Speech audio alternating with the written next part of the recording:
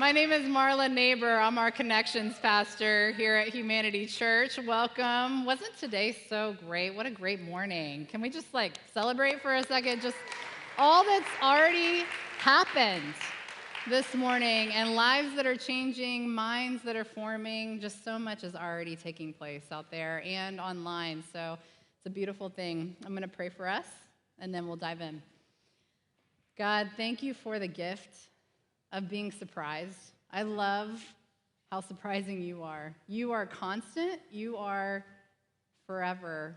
Just, you're the same. But yet, why am I constantly surprised? But I love it. I love that you have already surprised me this morning with so much life and beauty and wholeness and healing that you're already at work in. And God, we know that that is just a taste. So we ask for more this morning. In Jesus' name, amen. Picture in your minds a waiting room. Not just, a hospital waiting room where maybe there's a crisis or something terrible is happening. Not an airport gate, where you're waiting for something because at least you have somewhere to go. This place is different. This place is, like a stale room with you've stopped checking your iPhone every 5 minutes because you've been there so long. You've read the motivational poster 100 times, memorized it, still not working, the old magazines, the bad lighting. This is a place where many of us have been, some of us for years, and this is a place where many of us are today. It's called the in-between. We're in the waiting room of life. You're not sure really what you're waiting for because it's not a crisis, it's not a breakthrough, it's just this. This is the life that you're in right now. And it's not Instagrammable, because the algorithm doesn't really reward the in-between. And there's nothing really to show for it yet. So you don't even know quite what to call it. It's just this. And that's where we're going today, is just whatever the this is in your life right now, the place that's not arrived, the place that's not in crisis, the place that's not breaking through. It's the tension of the in-between. And Esther, the woman that we're looking at this morning, she lived here. And what happened to her in that in-between, I'm going to argue today, is actually the entire point. Last week, Nathan, my husband, our lead pastor, he walked us into the story of Esther, and he gave us a visual of his grandmother's cross stitch. One of those cross stitches that on the back side, it looks all knotted and gnarly and confusing, and all the threads are going over one another, and then you turn it around. And then Grandma says, no, look, here's the sunset, and here's the palm tree, and here's what I'm actually doing. The mess was actually the making of something on the other side. And most of us would look at that, and we would follow what Nathan suggested, which is we're looking at the underside of our life. And it looks like chaos. It looks like madness. It looks like it has no purpose. It looks like there's nowhere it's actually going. It's chaotic. But maybe God's hand, just like in the book of Esther, is actually weaving every thread, and there really is actually something beautiful on the other side.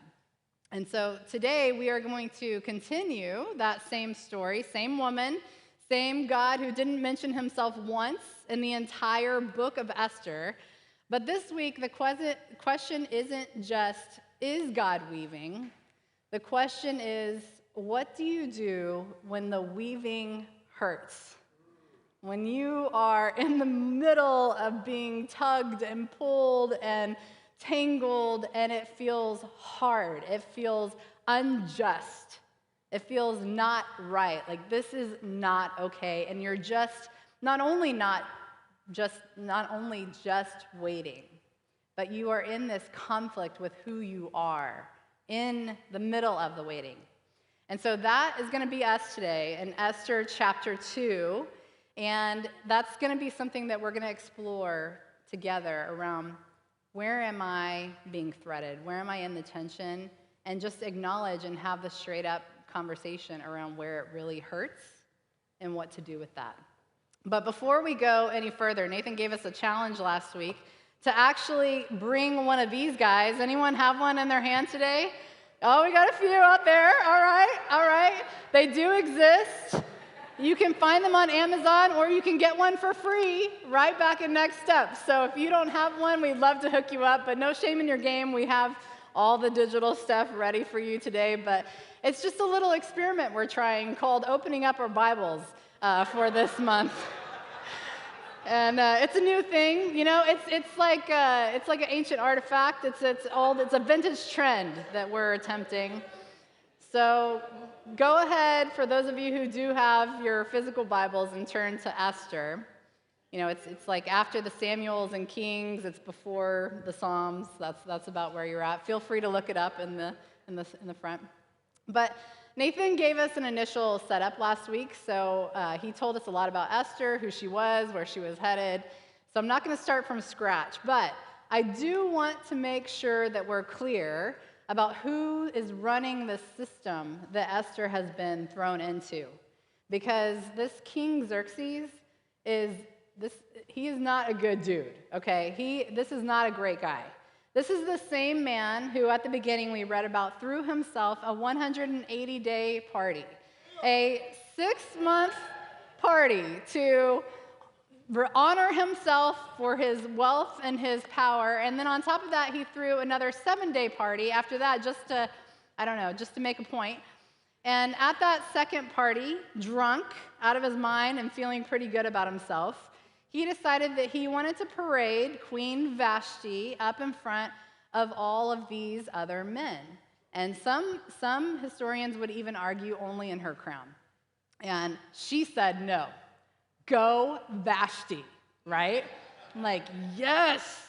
And he had her removed from power. And that is who is running this system that we are going to be talking about today that Esther is coming from. And now, as a result of him removing Queen Vashti, to fill her vacancy, the advisors devised this plan. Let's search the empire. Let's find all of the beautiful women. Let's bring them in for essentially a year of beauty pageant preparation and all these facials and everything else that goes with that. Sounds really great, right? No, not at all. To be rounded up, can you imagine? In the streets, in the homes, to bring these women in against their will into this place where 1 year is spent leading up to this one night where you may be called back in.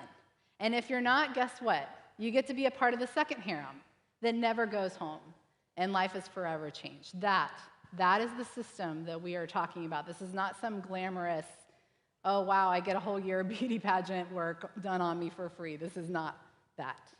That is the system that we're talking about today. So in Esther chapter 2, let's pick up there with the story starting in verse 8. When the king's order and edict had been proclaimed, many young women were brought to the citadel of Susa and put under the care of Haggai. Esther also was taken to the king's palace and entrusted to Haggai, who had charge of the harem. She pleased him and won his favor. Immediately, he provided her with the beauty treatments and special food. He assigned her 7 female attendants selected from the king's palace and moved her and her attendants to the best place in the harem. And Esther had not revealed her nationality, she was Jewish, and family background, because Mordecai, remember Mordecai? We call him uncle, he's an older cousin, he had basically adopted her, had forbidden her to do so. So let's be clear, okay? Esther did not volunteer for this. She was taken. Not unlike some of the women, many of the young women, I would argue, a few blocks from here on East Holt, who did not by choice wake up as a child saying, wow, I really wish that I could be picked up by men at night. That is not something that anyone dreams about. And by this, Esther is inside the palace, hiding the most essential part of who she is. Everything she's ever known, everything she ever learned, everything she had ever become now had to be hidden. Her name had been changed from Hadassah, her people concealed, Her culture as a Jewish woman totally set aside, learning a language and a world that was not hers, and building trust with people who did not share her values, adapting to survive inside a system that she never chose.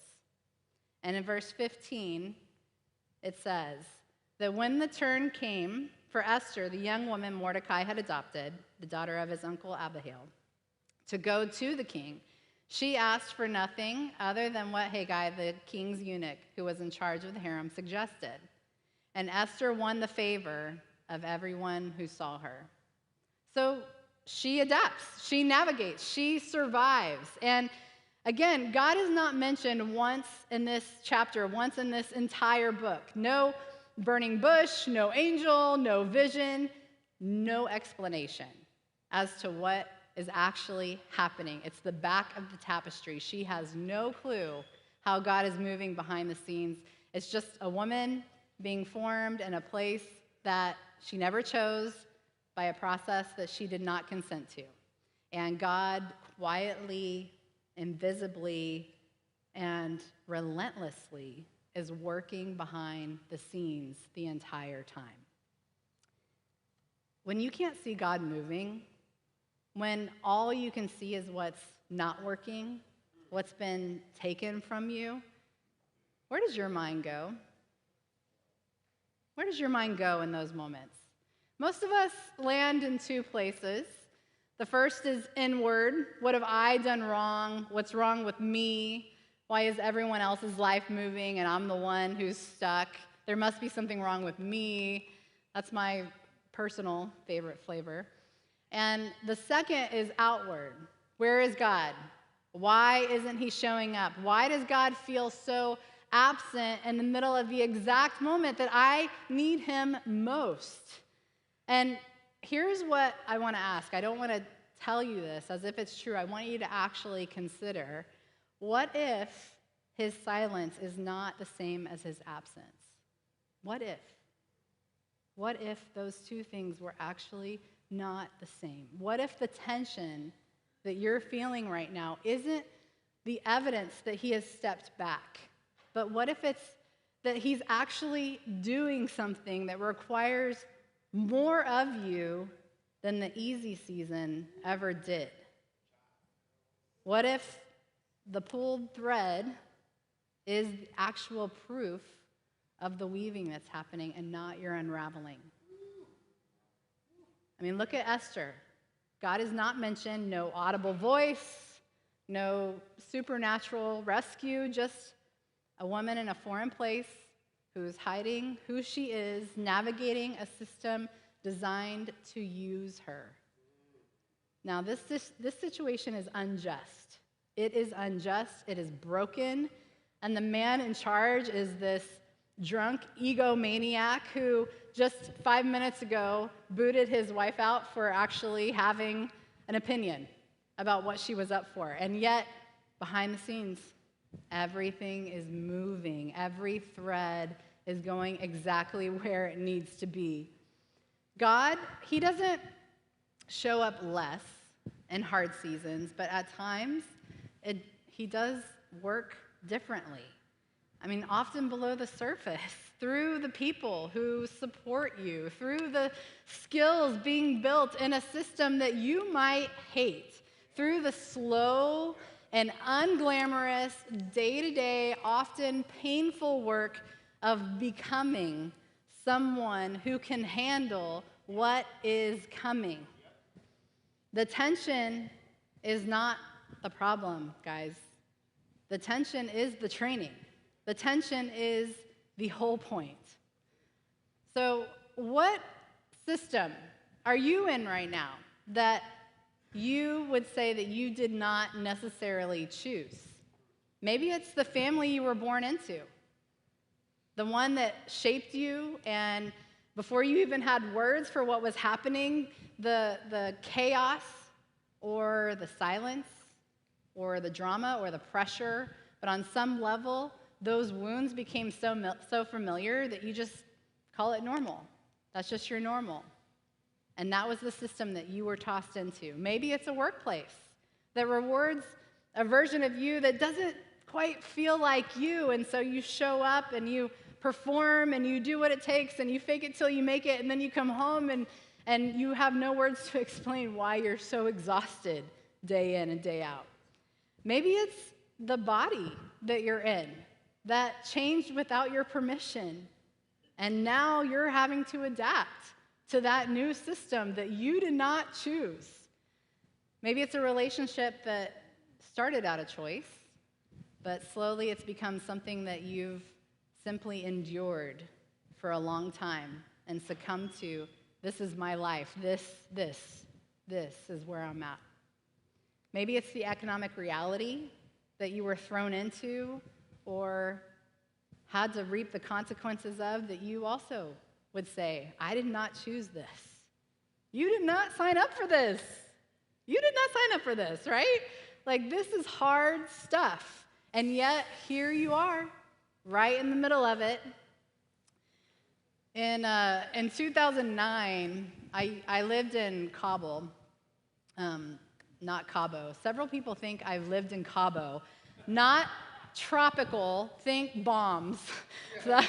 Kabul, Afghanistan. And I was doing leadership training there with some of just the most incredible people in the world, business entrepreneurs, activists, leaders, community members who were there really working to turn the country around in one of the most complicated places on earth. And I loved it. I loved it. It was, every day was weighty. Every conversation mattered. It was full of loss, yes, and full of heartache. Like, you can't live there without, having your heart broken on a regular basis. But it was so full of joy. It was so alive. It was so active. God was so on the move there because I was able to get a front row seat to watching people's lives become fully human, fully alive, fully as God made them right in front of my eyes on a regular, everyday basis. And I thought I would live there forever. And then, some of you know, this boy walked into my life. This boy named Nathan, this American man, came to my doorstep in Kabul to do some work there. And I came back to the States for 1 month so that I could see if this guy was going to stick with me for the long haul, because when he came for that little 8-day visit, we ended up BlackBerry messaging for about a year after that. Some of you literally don't even know what BlackBerry messaging is. We would send scented letters through friends back and forth who were traveling back and forth from country to country. But I came back, to check things out, to check him out. And all right, where's this going? So the day before, I was about to fly back to Kabul to finish out my six-month contract there, and we had decided at that point, we had gotten clear, all right, this is the real deal, so we're doing this, and so I said, all right, I'm going to go finish out my contract, say all my goodbyes, everything that comes with that. And then I got that call, do not get on the plane. And we had been betrayed by one of our very, very closest relationships. It was he was a brother. And all havoc broke loose. My expat colleagues there had 45 minutes to race and grab any belongings they could and run to the airport.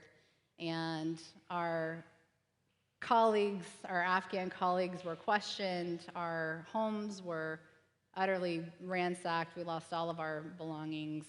And the company shut down, all within an hour. And it was devastating. And they all all of my colleagues, they ended up going to Dubai for an extensive debrief there where people flew in just to support them in that process. Some of them were there for days debriefing, but they were all together there, some of them for weeks, just processing what had just happened for this thing that many of them had given their whole lives for, and then they left in a span of 45 minutes.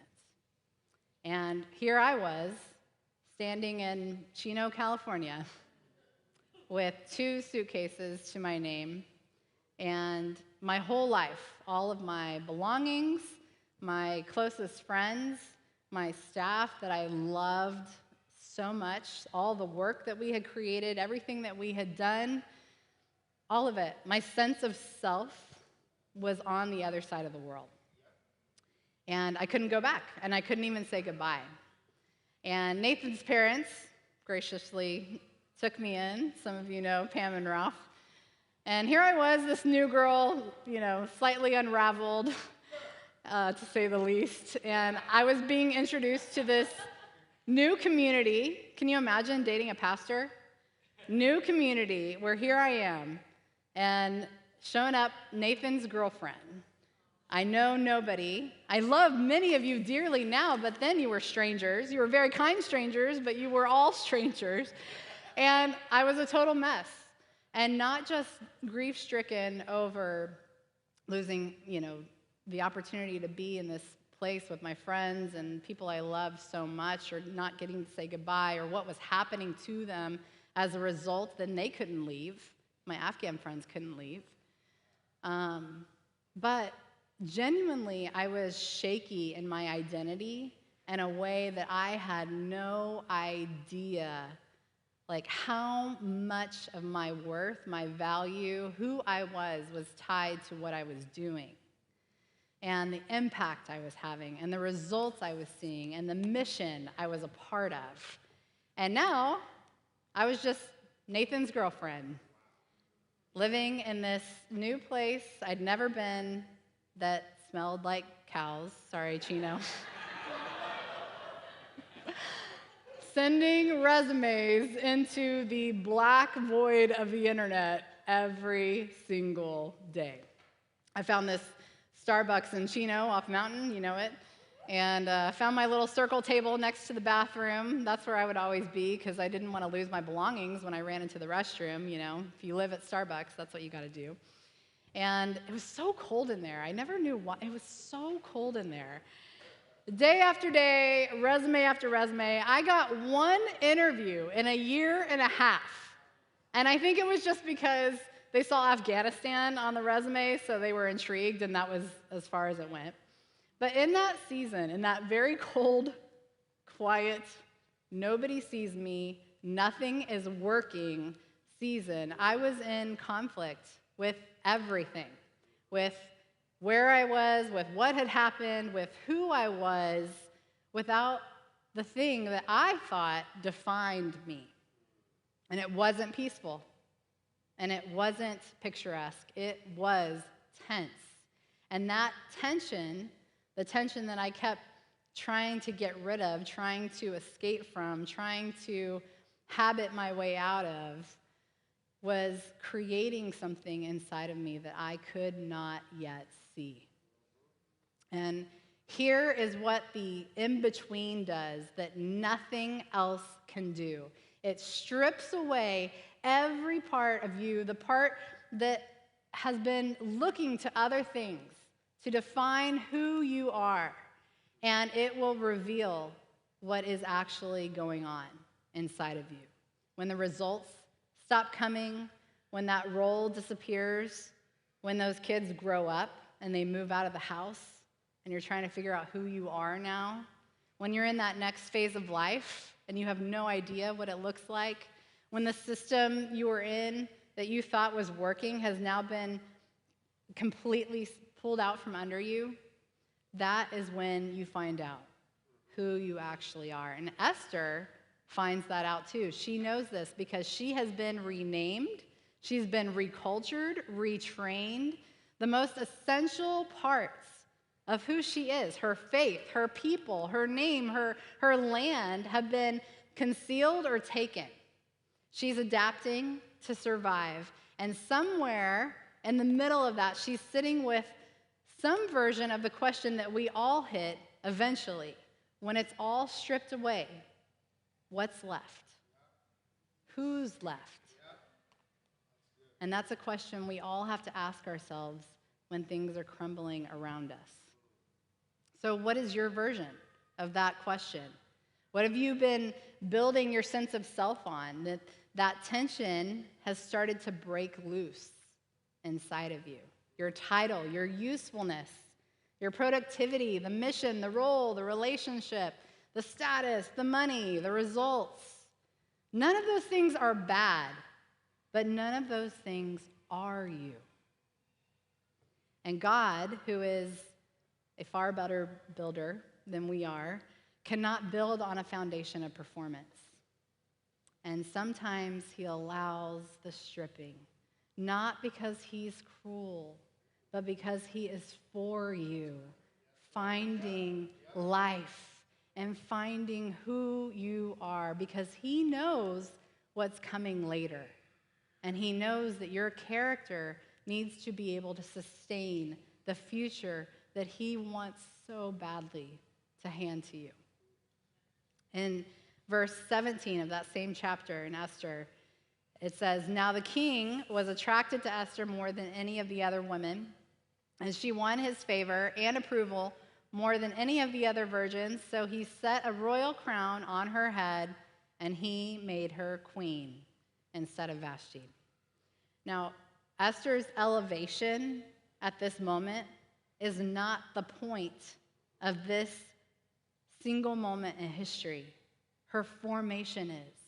That is the whole point. There is a detail in Esther 2 that I don't want to rush past. In verse 11, it's going back when she was getting all those beauty treatments, when she was in the process, that I do want to note without running past this. It says, every day this is talking about Mordecai, her cousin who adopted her, who loved her. Every day he walked back and forth near the courtyard of the harem to find out how Esther was and what was happening to her.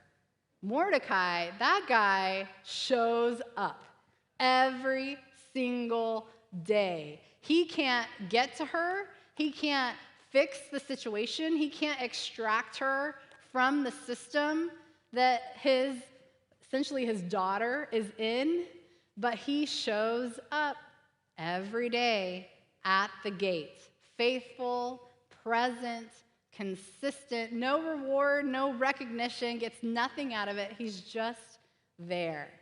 And in that season in Chino, I had so many Mordecais. I had so many people who could not fix it, couldn't change it, couldn't get me a job, couldn't do any of the things that I wanted, couldn't relieve the tension, but they were there.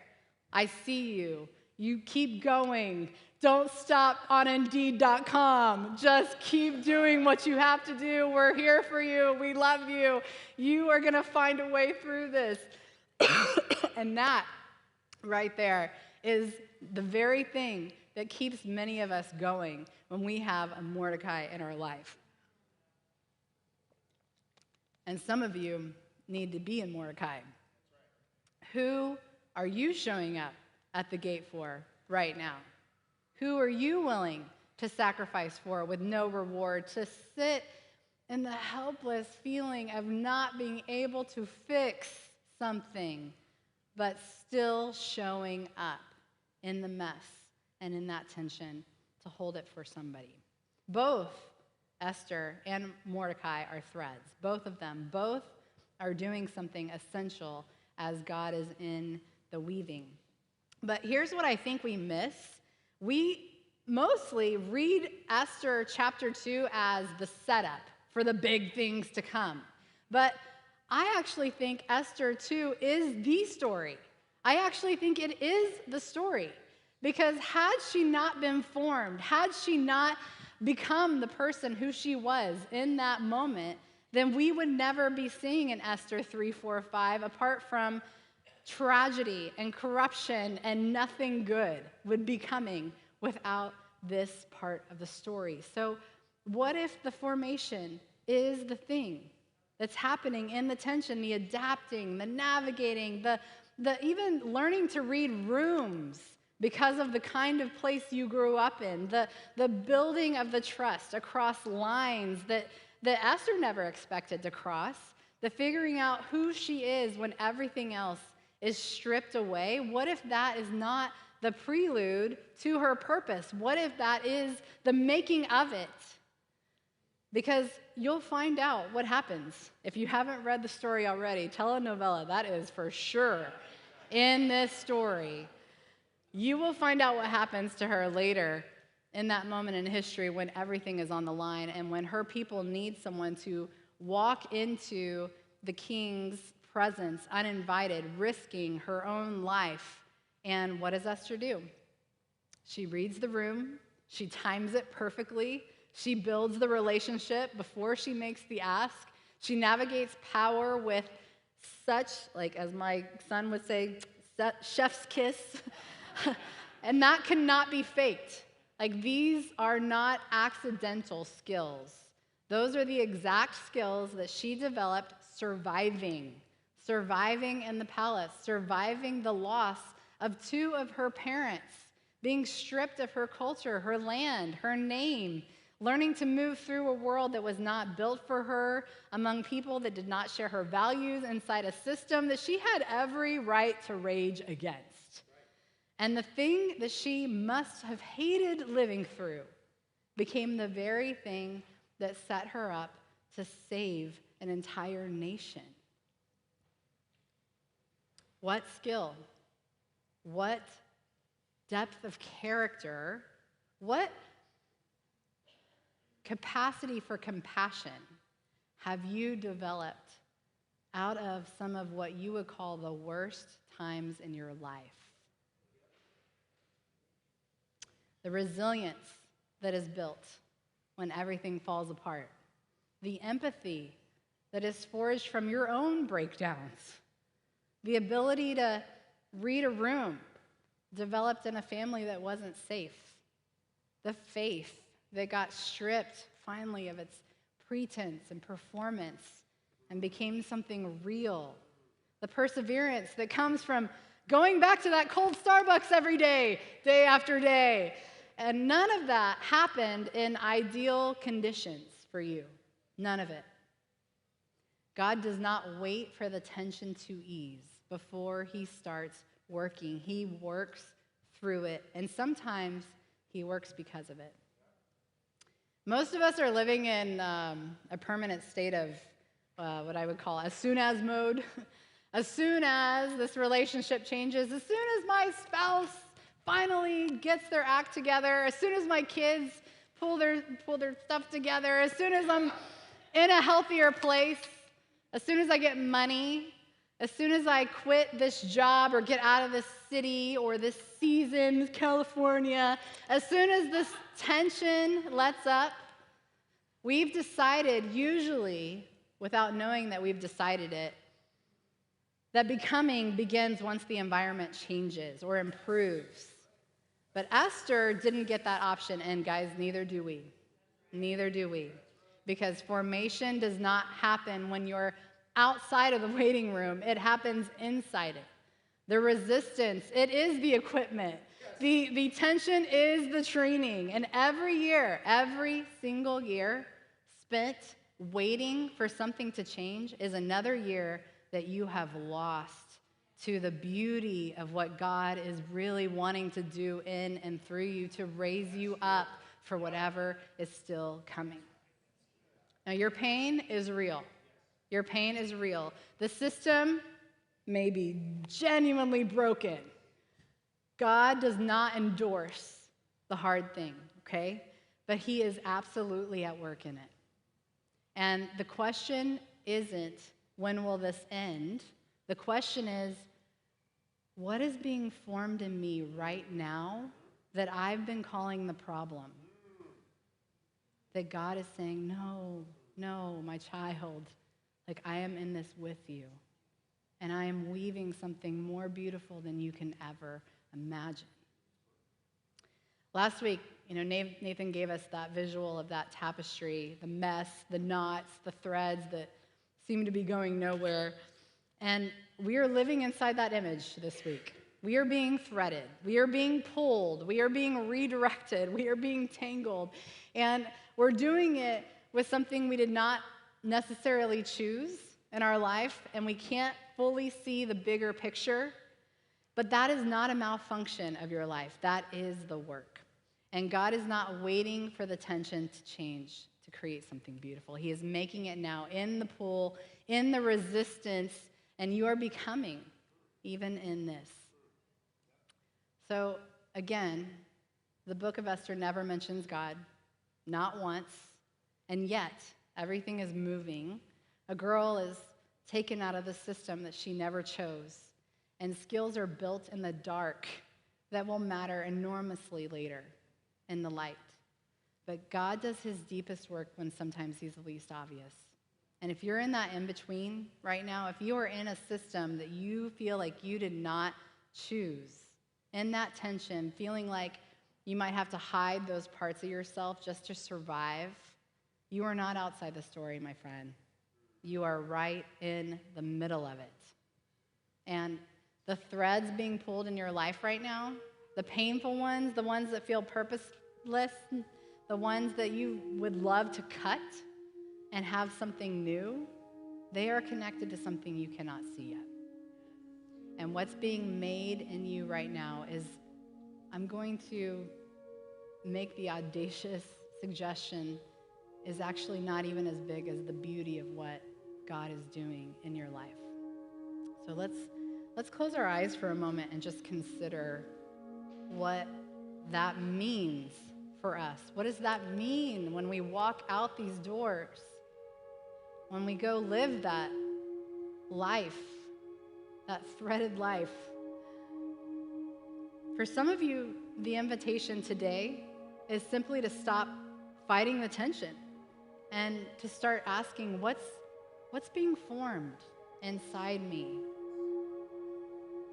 For others, it might be finding your Mordecai or being someone else's.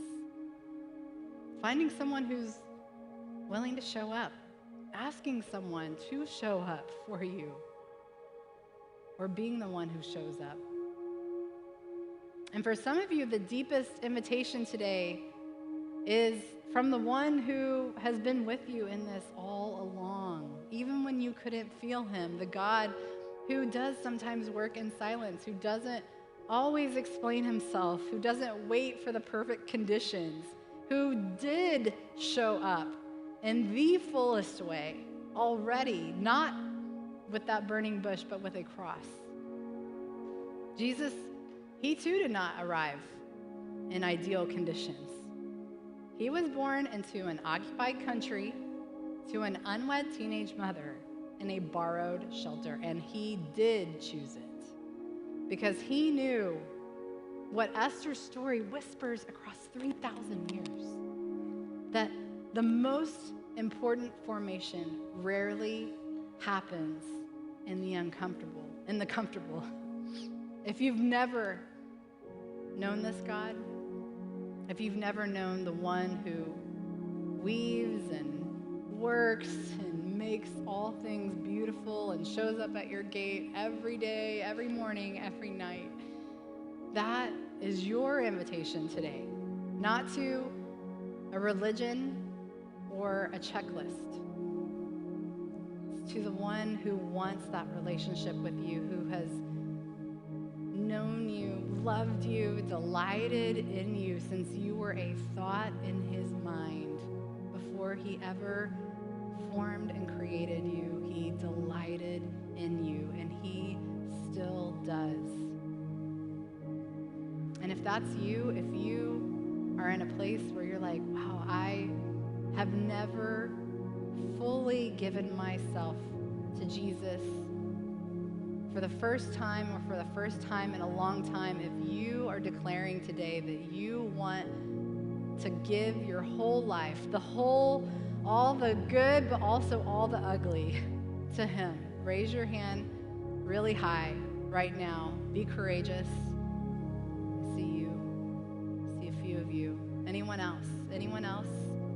Want to just, it's an act, it's a declaration. It may just be raising your hand, but it breaks something. I'm telling you, just the act of it breaks something in the spiritual universe that will open something new. I see you too.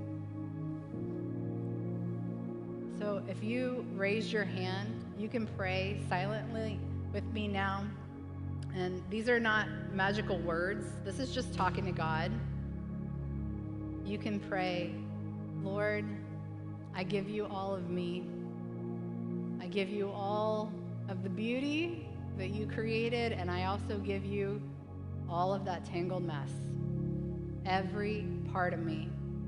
I need you, and I thank you for what you did on the cross, that you saved me from myself, from my sins, and you made a way. In Jesus' name. And if that's you, we want to support you in that journey so that you are not alone. If you turn your heads, if everyone collectively could just look back at that neon sign back in that corner right here. It's called Next Step.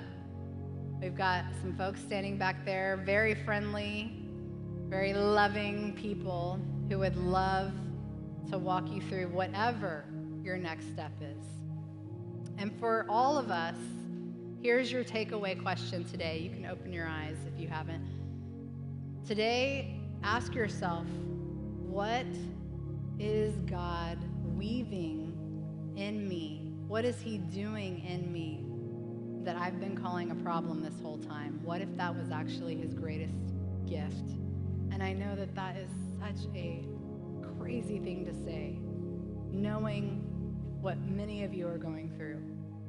And I'm telling you, if you would just consider it, he will take all of that pain and he will show you that he is with you in it, and he has gone before you through it. He's been there, he's seen it, he's lived it, he's done it. He knows that pain, and he wants to take it from you. He wants to share it with you, and he wants to create something good.